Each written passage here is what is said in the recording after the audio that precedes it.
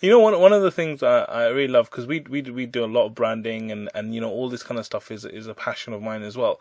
You know, when I see like the name Penny Appeal, I'm like, that's a genius name. Like, if you understand the psychology of human beings and giving, I'm like, that's such a great name. And then it's like small change, big difference. I'm like, wow, like, you know, the way these guys have done it. And then, you know, the cup of tea kind of thing and all these amazing things, like, just really, really inspiring to see an organization. And it's great that you're not like those, you're not like an MC Hammer. Okay. And what I mean by that is, you're old enough to remember MC Hammer, right? Like, we were excited because he's winning Shalwar, we got happy, right? So MC Hammer's a one-hit wonder, right? Like, he produced this great hit, and it was really great. The whole world heard it, and that was it. And for you, like, mashallah, tabarakallah, to do single Muslim, and then to kind of shift over to something like this, use the knowledge, use the expertise, to bring it here. I think it's phenomenal, like, what you've done. And of course, like you said, I know this, that alhamdulillah, like, when I was helping to build Aira and Al Maghrib and all these kind of organizations, it's never you. It's always those amazing people around you that make it happen. Without them, you're nothing. You're just the guy in front of the stage or the camera or whatever. These are the people. So how do you actually pick those guys? Like, when you look at someone, you think, this guy's going to be my leader for Penny Appeal, or this guy's going to be the leader for this or that. How do you choose that? How do you select? What are the qualities you look for in a great leader? For me personally, I know that HR will say, Adeem, what have you just said there? You can't say this.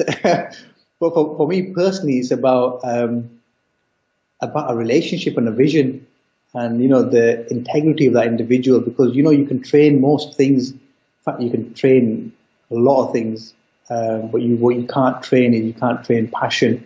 You know, if somebody's kind of like, and you can't train drive, because you either got drive or not, and you can't train how the two souls click with each other. You can't, you know, that's just, either you click with somebody or you don't, and it's that relationship and that trust. And then it's just about just, you know, being able to, you've got to just be generous. People you've got to give, you've got to, you know, put something and say, look, this is the mana, and people have put this trust in me, and I want to put this trust in you. Take this and do the best you can with it. And then, like you said, you know, you've got this team around you that support you and that protect you, and that kind of like always continuously fine-tuning what you're doing and checking in with you and making sure that everything's right. And then you've got people, you know, like everybody's, and when it's very rarely like that, but when it's kind of like at its optimum, it's like, you know, just like you're just doing a really nice dance, you know, everybody's dancing in the ballroom and they're all doing the thing. But, you know, it's just about people. It's about getting the right people. But I guess it's just who you connect with. If you like somebody, you can work with them, and if if that feeling that you get with people as well, and different people, you know, I guess my job now is mainly just to kind of call myself I'm a lobbyist. If I because the systems are set up and the process is set up and the people are all that people are there, and my job is just to say, look guys, can we do a little bit more of this? Can we do a little bit less of this? Can we try this? Can we try that? Can we try the other? And just introducing people and like being able to, you know, headhunt people and whatnot.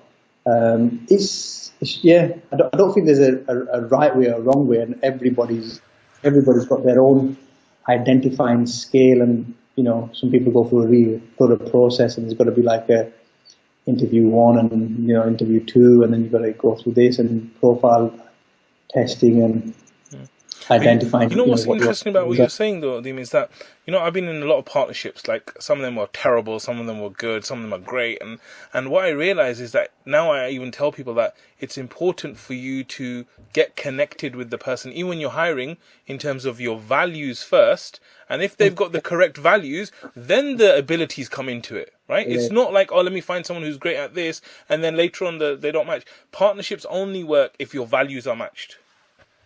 Yeah, and you've got to be able, because the other thing you can hire in other stuff, you can train in other things, but the values are something that you hold, and I guess those are deep rooted within you, and that's what you feel comfortable with. And if you feel comfortable as entrepreneurs as well, you know, we don't get out of bed because we are wanting to do this job or we need to do.